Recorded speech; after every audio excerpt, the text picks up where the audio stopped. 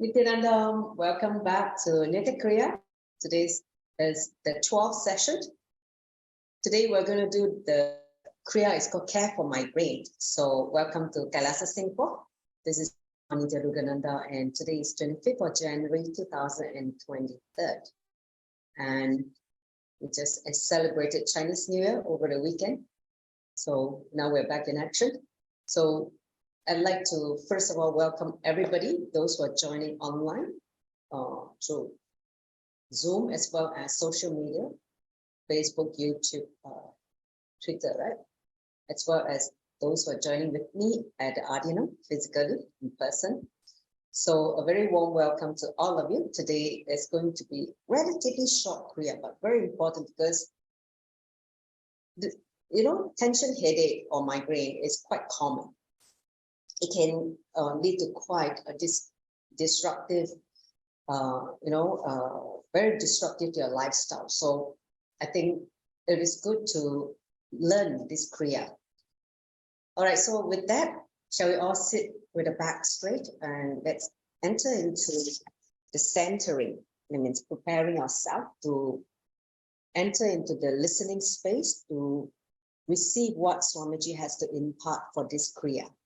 So I'd like you to sit comfortably in any meditative posture, whether it's Sukhasana, Padmasana. So any posture that you feel you are able to sit for a long time, at least for an hour, and just align the head, neck, and spine in one straight line. You can close your eyes now and bring awareness to the body, from head to the toes, to your fingertips. Feel physically in this body. And then begin to breathe in very slowly and deeply. Connect with your breath awareness. As the breath is our bridge between the body and mind, it is also the bridge between you and existence. So the breath holds the key to anchor ourselves back to awareness as well as the present moment. So take a few moments to start breathing slowly and deeply with awareness of the two gaps between the incoming breath, outgoing breath, and incoming breath. So just allow yourself to be reined back to the present moment in restful awareness, in the listening space.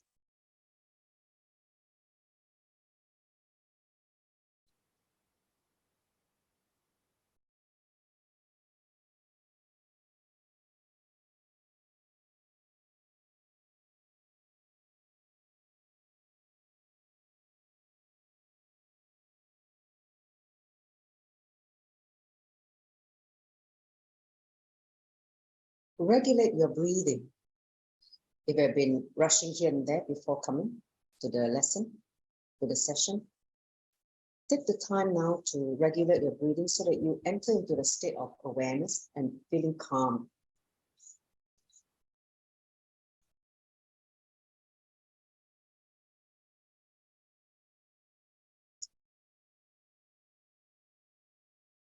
In that space of restful awareness, I'd like you to join the palms together in Amanjali Mudra, the prayer pose.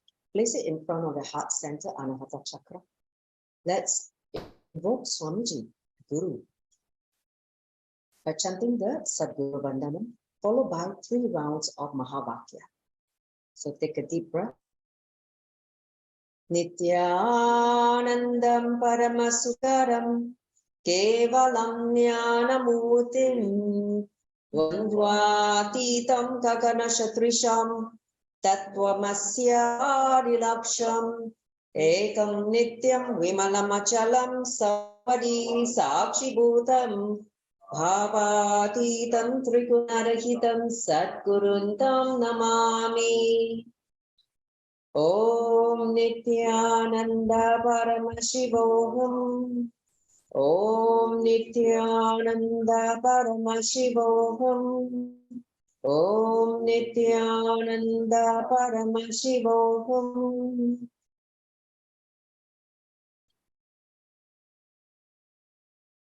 So welcome back again. So those who just let's enter into the outline of today's session. Next slide.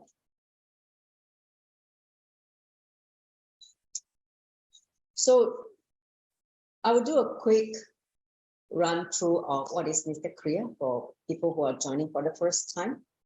Then I will talk about migraine headaches. Okay, what is migraine headaches? What are the symptoms? And also the types of migraines based on the medical terminology. It means what the medical modern medicine is defining migraines. Okay. Then we enter into the Shastra Pramana for Nithya Kriya. Then we enter into the instruction for how to do this Kriya. Okay. Then we have a short sharing at the end. Next slide. So understand Nithya Kriya is a gift from a living incarnation, His Divine Holiness Bhagavan Nithyananda Paramashivam, fondly known as Swamiji. He is our Guru. He developed the 108 powerful Nithya Kriyas to basically help humanity to get out of a lot of common disorders or diseases. And today, the Kriya for migraine is one of the 108. So Nithya Kriya is actually a unique set of healing processes with knowledge and techniques drawn from the most authentic sacred yogic scriptures of Hinduism, with specific combination compiled, expressed through the personal experience of His Divine Holiness Bhagavan Nithyananda Paramashivam, which means Swamiji literally, for each of the Kriya, he tested on his own body. He played with it in the own body. And then he see how this different breathing technique and different asana works on healing the body, okay, or healing the disorder. So fundamentally, Nithya Kriya is basically soundly anchored in the sacred yogic scriptures like Patanjali Yoga Sutras, Hatha Yoga Pradipika, Virendra Samhita, and Shira Samhita. So he draw so many references from all the yogic scriptures, which have been done by the past master, the work from past yogis, enlightened master. So, and he basically reorganized some of the scriptures and formed different prayers based on the body of humanity that we have now, because many of these techniques were given 1,000 years ago. So that's the reason why when an incarnation of an enlightened being descend on planet Earth, there is always going to be updation, right? Updation of based on the consciousness at the present moment, that means the modern era that we're living, and also the kind of body that we're having, because the body now is very different from 5,000 years ago, right? During Krishna's time. So it's very important that enlightened master continue to give us the latest, which is tailored for our time, for our body, our consciousness. Okay, next slide. So here are the 5 components of Nithya Kriya. 1, it has to do with a lot of breathing, breath technique. So a lot of pranayama are taken from the Kumbhaka Patati, even the Yoga Sutras, Hatha Yoga Pradipika. Then the next thing is visualization. Some of the technique require you to visualize.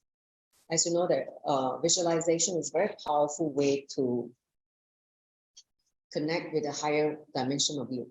And then also the body is put into certain asanas, because each asana reflects certain consciousness or certain body movement. Like it could be a karana. Some kriyas uses karana, the traditional dance of Nataraja. So karana or asana. So it depends on the kriya.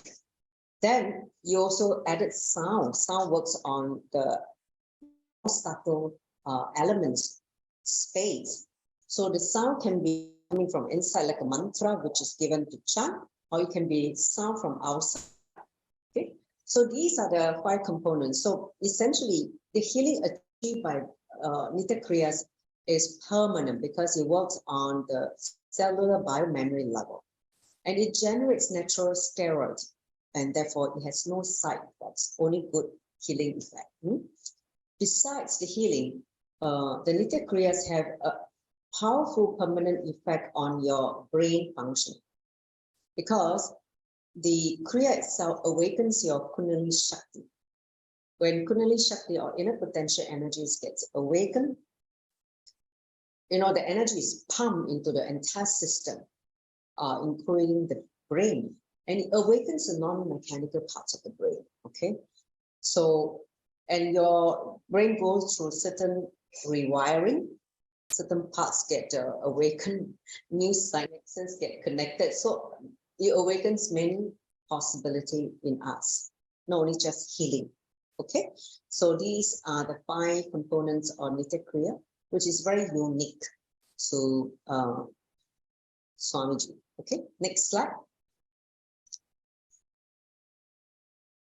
So now, in the second part of the outline, let's understand a little bit more about migraine. Some of you may have experienced some headache here and there. Like, some of them have headache during before the menstrual period. Some people have headache when they're stressed. Some people have headache when they they go through certain life changes. So whatever may be the headaches or migraine, let's understand a little bit more about this disorder, this neurological disorder, so that we can be much more informed to handle it or address it. Okay, so it says a migraine is much more than a bad headache.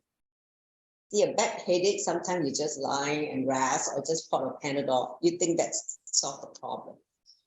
But a migraine is more than that, because it is a neurological disease that can cause debilitating throbbing pain. It means the pain is coming from the head, is like throbbing, like a pounding pain, right? And that can leave you in bed for days. You can't even function. You can't get out of bed because the pain is so severe that you have to stop what you're doing in the outer world. Okay. So movement, light, sound, and other triggers may cause symptoms like pain, tiredness, nausea, visual disturbances, not able to see things or see light, like too much light, numbness, tingling sensation in your fingers, irritability, difficulty in speaking. That means slurring, right? You're not able to even pronounce properly, and temporary loss of vision. Sometimes they can't see things clearly because of the vision is affected, because it's all connected to the brain, and all the 5 sense organs are very much related, and also many, many more. So there are so many symptoms related to this migraine that can trigger so many issues. So here it says there are over 150 types of headaches. I didn't know there's so many types of headaches. I thought maybe like a few types, less than 10, but 150 types. I'm just like, wow, how they classify 150 types of headache. But that's fun. The source is from this Cleveland clinic, so they must have enough diagnosis to be able to label at least 150 types of headaches. Okay, and divided into 2 major categories. Okay, so interestingly, there's one primary headaches and secondary headaches. So what are the difference? See whether you belong to the primary or the secondary, whether you're in the primary school or secondary school. Okay, so a migraine is a primary headache, meaning that it isn't caused by a different medical condition. So the primary headache disorder are clinical diagnosis, meaning that there is no blood test or imaging study to diagnose it. That means it's not caused by a different medical condition. Okay, it's just headache. Okay, a secondary headache is a symptom of another health issue. Like for instance, you have a brain tumor, and the brain tumor is growing. Of course, when it's growing, some headache will come, right? So that is because there is another health issue, not because of the headache.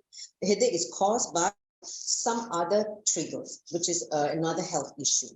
Or some people has cancer, and because they've been taking some cancer medication, and that medication, one of the side effects will cause migraine or headache. Because you will be vomiting, you will be nausea, you're feeling nausea. So all these are called a secondary headache, okay? Which is not caused by any other things, but there's a health issue. So the primary means you just have headache, migraine. Okay, understand the difference now? Give me a thumbs up. Okay, yeah. So now let's look at the next slide. Let's learn a bit more about migraine. Okay, so I realized that there is this thing called an aura. I thought spiritual is aura, like wow, I see someone's like, no, this medical term is a different definition. So let's understand what is an aura. You say an aura is a group of sensory, motor, and speech symptoms that usually act as a warning signal that a migraine headache is about to begin. It's like warning sign, okay? But it's all related to the sensory, motor, or speech related, okay? So commonly known as, commonly misinterpreted as a seizure or stroke, it typically happens before the headache pain, but can sometimes appear during, even after the headache or the migraine is triggered. So an aura can last from 10 minutes to 60 minutes, an hour, okay? So which means before the whole headache hits you, something happened before that, okay? So about 15 to 20% of people who experience migraines have auras. It means like a warning sign before the headache comes. So aura symptoms are, good thing is reversible, meaning that they can be stopped, healed. So an aura produces symptoms that may include something like this, like seeing bright flashes or dots, sparkles, ting, ting, ting in the vision, okay? Or blind spot in the vision, like you look at it, like there's some dark spot, like something is covering in the retina or something like that, okay? There's some numb, tingling sensation in the skin, on the skin, okay? Speech changes, you're not able to speak properly. You can't articulate properly. Then ring in the ear, tinnitus, right? Tinnitus. You hear in the ears, like some bees living in your ear drum. So like creating constant ringing sound in your ears, okay? And then temporary vision loss. You can't see things. Suddenly you lost vision, like something is completely blackout, okay? And also seeing wavy or jagged lines, like let's say you look at this cupboard is not straight, it's like some kind of, the definition of the image is jagged or curved. That means the ability to capture the image is distorted, okay? Changes in smell or taste, like you can't taste food anymore, and you are not able to smell properly, or you loss of smell, or something like that. And then, or like some people call it a funny feeling, that you feel something strange, but you're not able to put it in a description or pinpoint what it is. Like you're feeling something is going not going right inside you. Okay, so this is what they call an aura. Okay, next slide.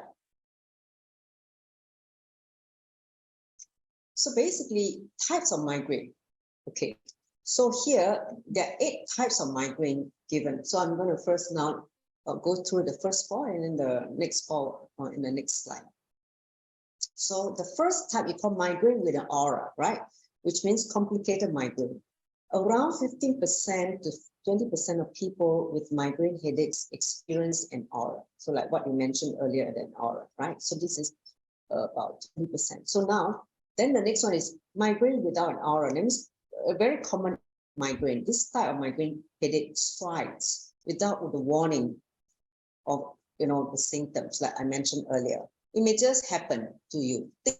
Suddenly you feel, oh my God, you're not able to focus because the headache is too intense. So the symptoms are the same, but the phase, like the phase approach doesn't happen with the aura. Okay, it means it just hit you, boom. Then migraine without head pain. How to have migraine without head pain? Let me see. Slight migraine, or they call encephalgic migraine, as this type is also known as, includes the aura symptom, but not the headache that typically forms. Okay, so that means you have all the symptoms, the aura, let's say tingling sensation, whatever, but you don't have a headache. Okay, so this is migraine without headache. Okay, and then the next one is called hemiplegic migraine. So you will have temporary paralysis. Okay, this one is quite severe. Part of your body is paralyzed, numb, and neurologically or sensory changes to one side of your body. Like some people, when they have the migraine hits, like one side brain, this side is like numb and they can't feel anything because the pain is so great. So the onset of the headache may be associated with temporary numbness, right? I've heard people that one side of the head is become numb totally, or extreme weakness on one side of the body. Like one side is totally not able to move or feel weak or not controllable. A tingling sensation, a loss of sensation, or dizziness, vision changes. So the dizziness comes and you just need to rest on the bed, or you feel like you need to vomit, you just feeling nauseatic, right? So sometimes it includes headache or head pain, and sometimes it doesn't. But you have all these symptoms, that means numbness, which makes you not able to, you need to have a bed rest for this kind of migraine, because you can't function. Next slide. So the fifth type of migraine is called the retinal migraine, which is, you may notice temporary, partial, or complete loss of vision. It means the migraine is hitting your eye vision, the ability to see in one of your eyes, along with a dull ache behind the eye. That means the back of the eye is feeling certain pain and may spread to the rest of the head. This vision loss may last for a minute or as long as for months. You should always report a retinal migraine to a headache provider, healthcare provider, because it could be a sign of more serious issue. Okay, understand, when the vision is lost, means something is blocking the ability to see. So this can be quite serious. So it could be also mean that certain rupture in the brain, certain tumor is growing there, something is happening in the brain, which caused the vision to be lost. So when that happens, we need to see more in-depth diagnosis to see what is causing the loss of the vision. Okay, so retinal migraine is quite serious. So now the sixth type of migraine is called chronic migraine. How chronic can it be? A chronic migraine is when migraine occurs at least 15 days per month. Oh my God, half a month you're unproductive. That means what? You're totally bedridden for 15 days. You only work for the other 15 days. Huh? So these symptoms may change frequently and also may be the severity of the pain. So those who get chronic migraines might be using headache, the pain medication, more than 10 or 15 days a month, that unfortunately can lead to headaches that can that happen even more frequently. So the medication is not going to help, because can you imagine half of the month you already is in pain, popping the pill is not going to help. Okay, so this is called chronic migraine. It means very, very serious. Now then, migraine with brainstem aura. Okay, this is another interesting one. With this migraine, you will have vertigo, slurred speeches, double vision, and loss of balance, which occur before the headache. The headache pain may affect the back of your head, okay? And these symptoms may usually occur suddenly and can be associated with the inability to speak properly, ringing in the ears, or vomiting. Okay, so this is the migraine, which is related to this brainstem aura. So this is the 7 types of migraine. Now the 8 is called status migrainosus. Okay, let's investigate what it is. It is a rare and severe type of migraine. I thought the above were already severe, but this sounds more severe. That can last longer than 72 hours. It means 72 hours you're in great pain. The headache, pain, and nausea can be extremely bad. Certainly, certain medications or medication withdrawal can cause you to have this type of migraine. So, like, it means this migraine can be caused by very strong medication, may be used to treat some other sickness, and it trigger this kind of migraine, okay? I've seen people who are on cancer medication or they're in chemotherapy. This kind of migraine are quite common. Yes, because especially they just finished chemo. The first 1 week it's horrible because they have to go through not only loss of appetite, vomiting, or headache, or body pain, all kinds of things will happen. Okay, because of the body's reaction to the toxin of the chemotherapy. So these are the 8 types of migraine that we learned today. Okay, any one of you can relate to any of the migraine you think you have? Huh? No? Anyone? Okay. Blessing at least. Next slide.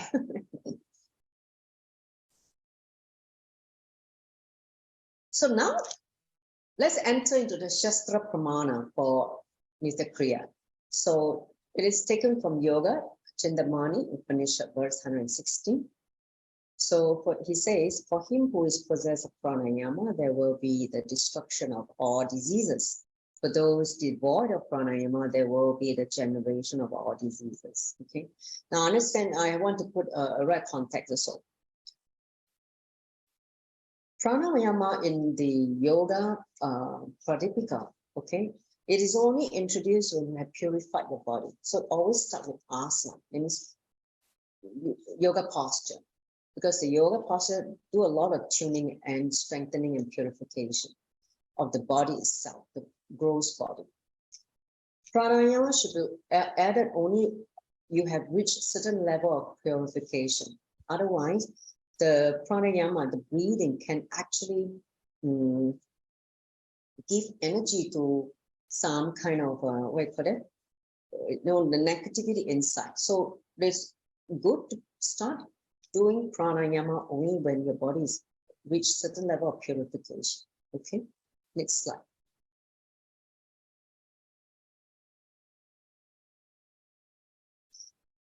So now these are the instructions to this kriya, care for migraine.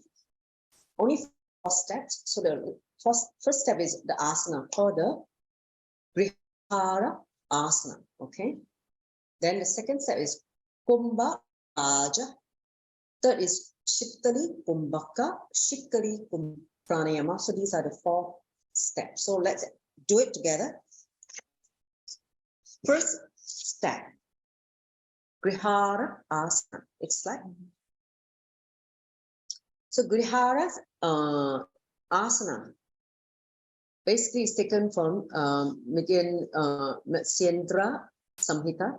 Matsyendra is one of the enlightened yogi master, and so this is taken from verses 25 to 27. It says, be seated in Padmasana. So all of you, if you can sit in Padmasana, lotus poses, do it. Otherwise, do half. Put one leg on top of the hip, okay? One side. Do Ardha Padmasana. If you can't do full lotus, do half lotus. So place the elbow on the toe Okay, so you have to do it with the bending forward. Okay, so you have to bend forward. Put the elbow on your toes. Okay, let the fingers be interlocked. It means interlace the fingers. Press your chin on the knuckles of your fingers, and the thumb should be pressed on the throat.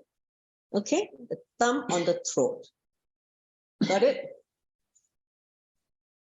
Okay. So now all of you, please get into a position. I give the instruction once more. So be seated first step in the posture called Padmasana, which is lotus pose. If you can't sit in full lotus, sit at least in half lotus. Okay. Then place the elbows on the toes. Okay. Your two elbows, place it on the toes. Press it, like pressing the toes. Okay. Interlace the fingers. And then place the chin on the knuckles. See, when you interlace, the knuckles are here. So your chin should be resting on the knuckles itself, and press the thumb. See, your thumb will be like that and against the throat. Okay. So stick out the thumb and press it on the throat. Okay. And then when you finalize this position, settle in this posture for about 1 minute. Okay. So can you do it now? Settle these postures for 1 minute, and then we'll sit in this posture for at least 30 seconds. Okay. Settle the posture now. About the thumb. No tongue. Oh, thumb. Thumb. Throat is here. Here. Okay. See the picture how the guy is pressing. Okay. So now let's settle in this posture now for about 1 minute. Can you all do it? And breathe, okay? Don't hold your breath.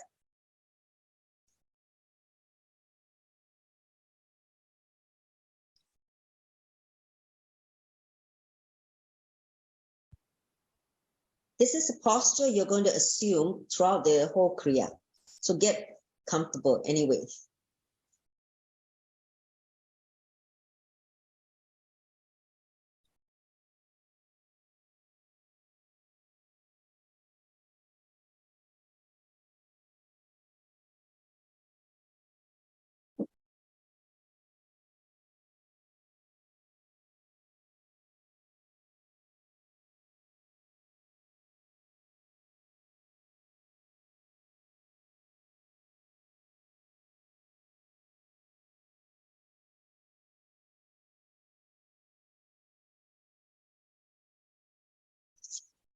Yes. Please do it.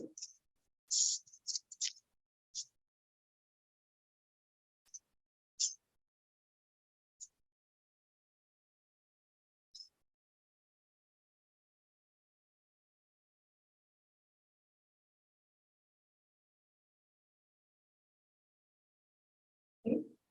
Relax. Let's enter into the second step.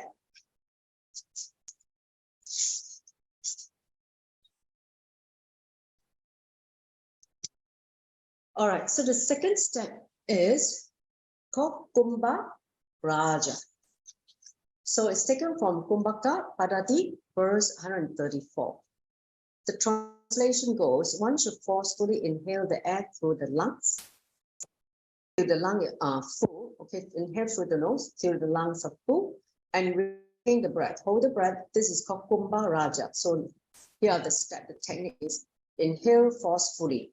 Just, okay. Hold the breath to the maximum capacity by closing the nostril. So when you do this, you hold the breath, or hold the nostril, okay? Then, when you can't hold anymore, you exhale through the nose, exhaling in a very soft, relaxed way. Okay, got it now? So do this step for 21 times. Let's do it now. Okay.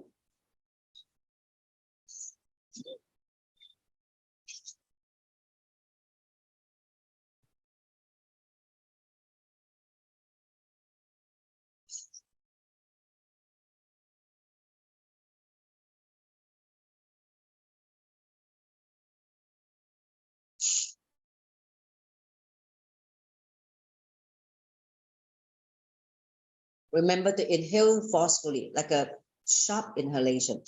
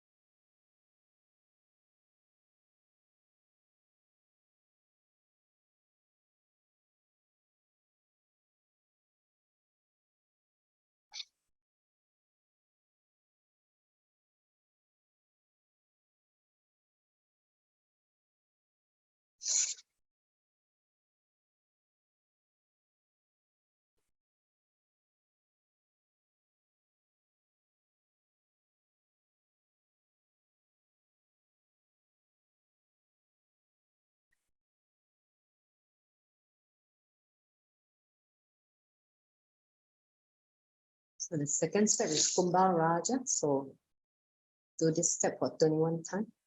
When you exhale through the nostril, do it softly and in a relaxed way. Forceful inhalation, hold the breath to the maximum capacity. Close the both nostril where you could not hold anymore. Just exhale slowly and softly.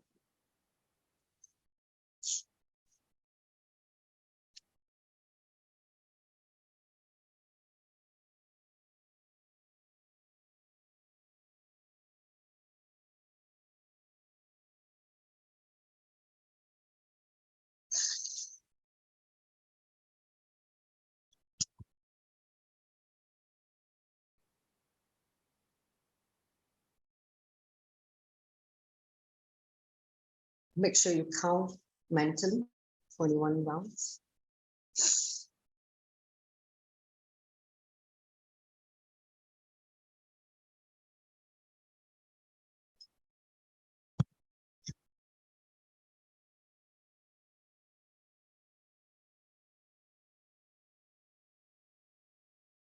So if you're done, you can just wait for the rest to finish and we will do the next step, the third step.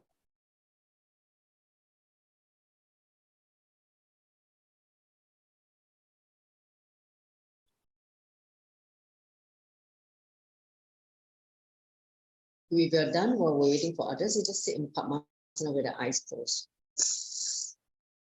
At least I know you're done.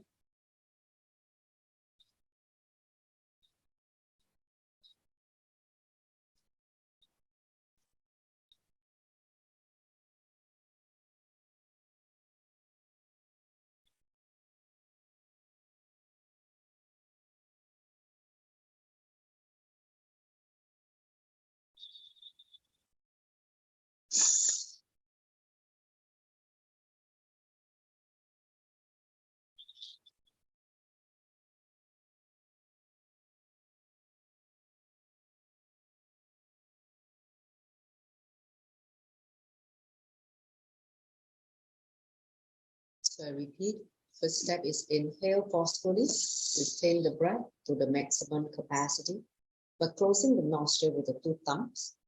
Then when you can't hold any longer, exhale, open the thumb and let the air come up through the nostril, but do it in a very slow, soft, relaxed way. And then repeat all over for 21 times. Okay.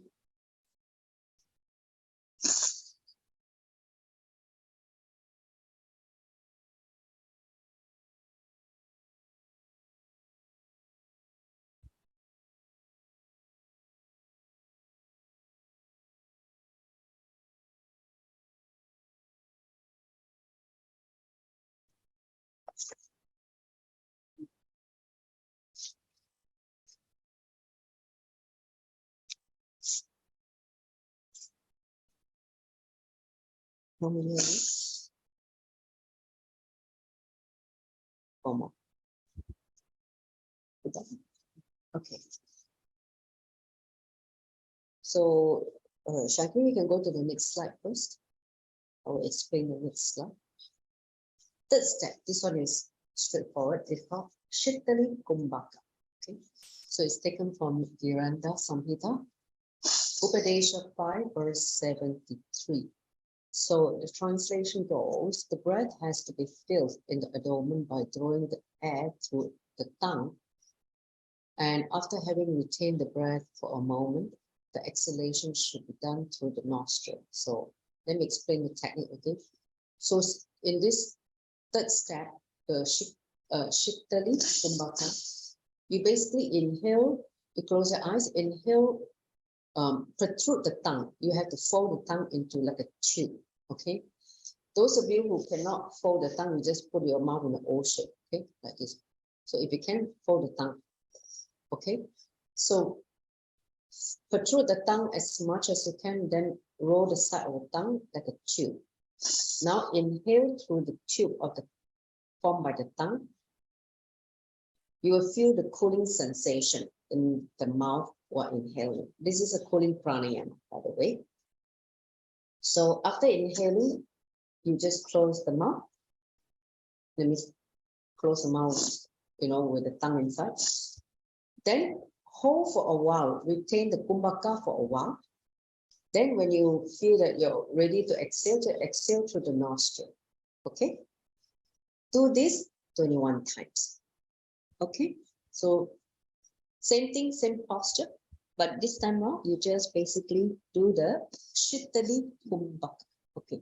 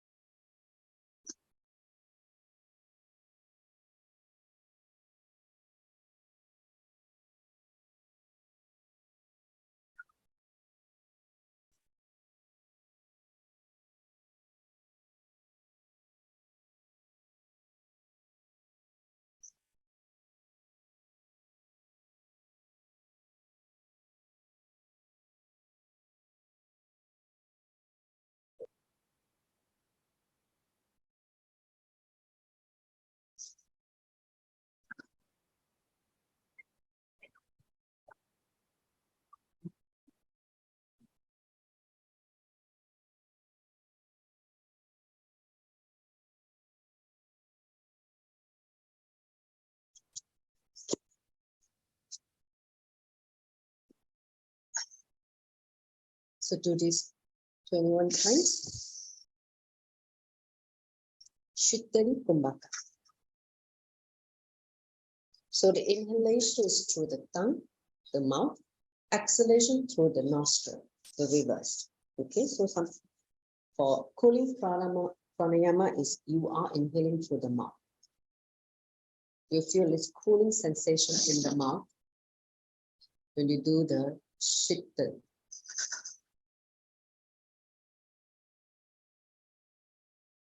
So those of you who do not know how to control the tongue, so you have to stick out the tongue and fold the side.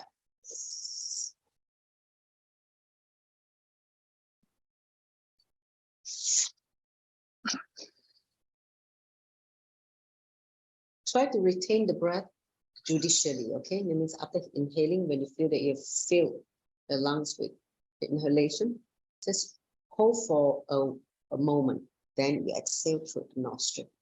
Okay? You feel this cooling sensation in the mouth.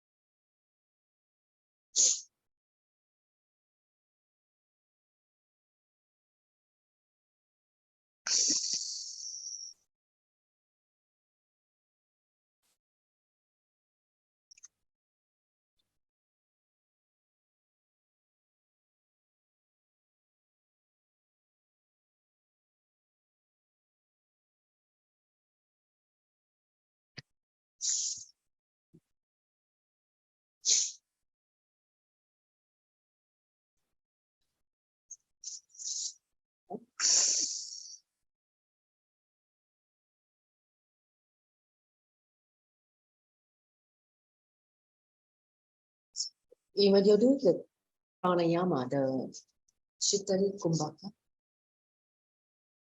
sure you do it in a relaxed way, no stress. Sorry, excuse me. So that you inhale very slowly and deeply and hold the breath, and then you exhale through the nostril, very relaxed and comfortable, no stress. Okay. Excuse me.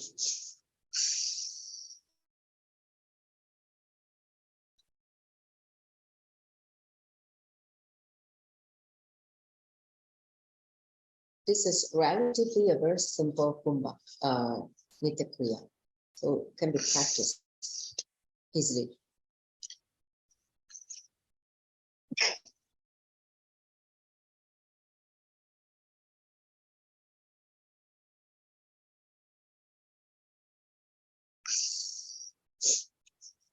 Okay. So, want me to work though?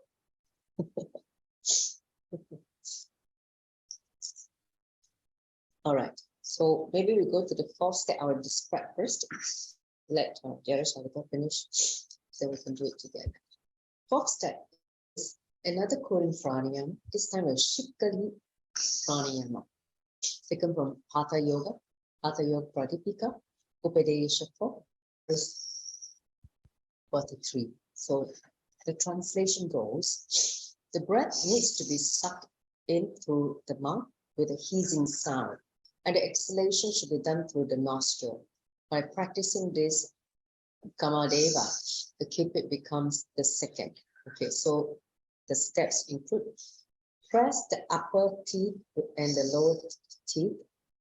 Okay, let me press it together and open the lips comfortably like this. Okay, you're going to suck the air through the gaps of the teeth. Then close the mouth and exhale through the nostril. So make sure that after you inhale through the gaps of the teeth, just be aware of the sound produced when you're sucking the air. After that, close the mouth and release the air through the nose. Do this step also for 21 times. Same thing, please come into the posture, Vihara Asana.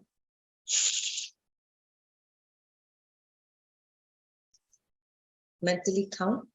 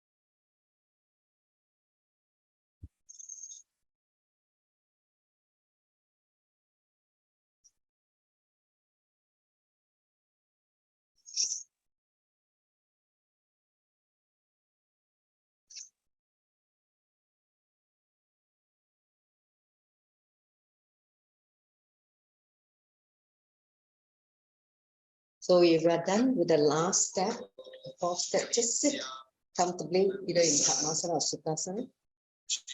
Just close your eyes for a little while. Just center yourself. Just allow the Kriya to settle into your body for the changes of healing to happen.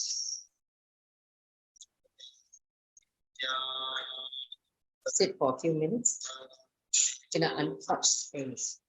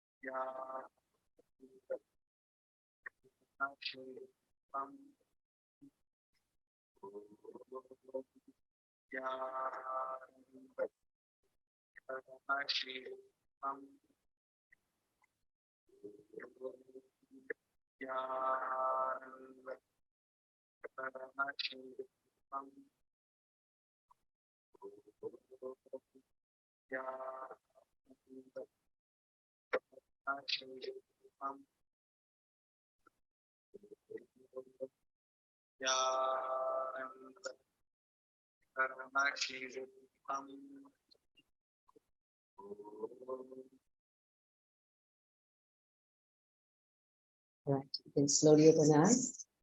So how was the Kriya? How do you feel after doing the Kriya? Huh? Good. For you? How do you feel? You do that. I did a few good. Some of them I was working not enough to do. I never do pain or feel like Oh, the other down rolling up. this one. Yeah. If you feel which part is pain? Or then you just sit comfortably, don't need to sit in Padmasana, just sit comfortably like this now. So you can sit normal and do it. After a while, I'm not used to sitting on the floor. Your body, a lot of energy drop. You need to sit on the floor and need to train the body. So it's okay. You manage whatever you have to do. Okay? Don't need to be too hard on yourself. How do you feel? Okay? I feel the floor somehow. Then Hot, heat in the ear. then heat. Heat in the ears, yeah. Then uncross it, then keep changing color. Lots of energy flow. Keep changing color. That one is energy flow. Energy. What about the people on the Zoom? How do you feel about the Kriya? It's very simple Kriya. I think it's quite nice. You all enjoy the Kriya? Very relaxing. Huh? Anyone want to share? Or you want to type? First time I do this asana. Hridhara asana. Rosita, I want to say something. You want to? Yes. When doing the clears, many folks just come and goes. But after all the 4 steps, when sit in silence, I saw myself became a Russian dogs. I saw a smaller me inside, and then later I become the middle layer, smaller me inside, and then a bigger me outside. Yeah, just like the different kosha, we have 5 layers, the different layers, right? The Panchakosha, yes. The middle layer. Wow, that's interesting experience. Anything else? Huh? You feel silence after that? Rest in that silence? Yes. Rest. During the Kriya's process, not silence at all. Many folks because you had to do this, so it's not so comfortable, right? After the Kriyas, it became silence. Yes, me too. After the Kriya, when I sat, I just entered into the samadhi. I just rest there. It was like, oh, okay, quite nice. Only that time that is, I feel quite nice. Before that, you have to do this, and then it's not the most comfortable posture, to be honest. The leg also numb. In Padmasana. It's okay. Do whatever you can, or whatever you can manage. See, when you train the body slowly, you get better. Anyone else want to share? Anita, how do you feel? That was very relaxing. Thank you.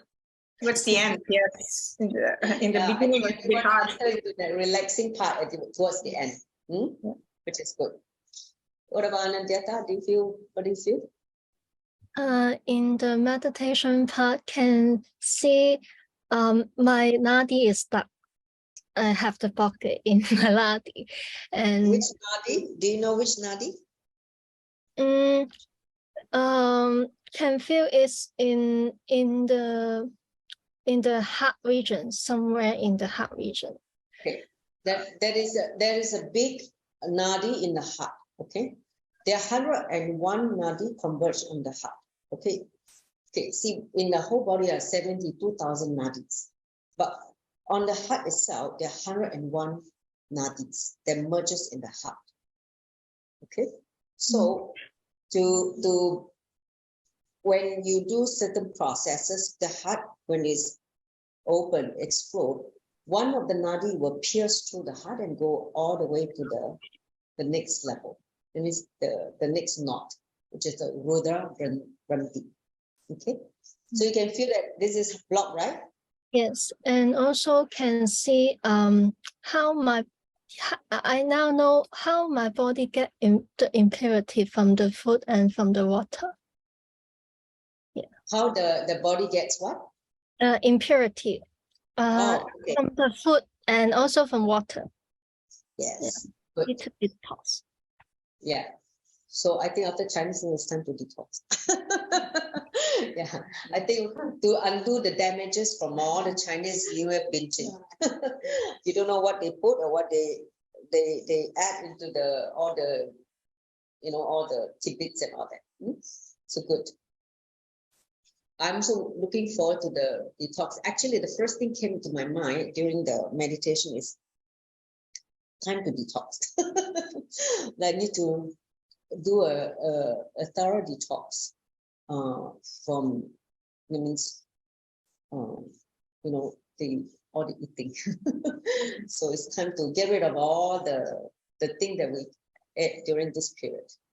Okay, so I think with that, I thank you all for coming to today's session. It's a relatively simple, straightforward prayer.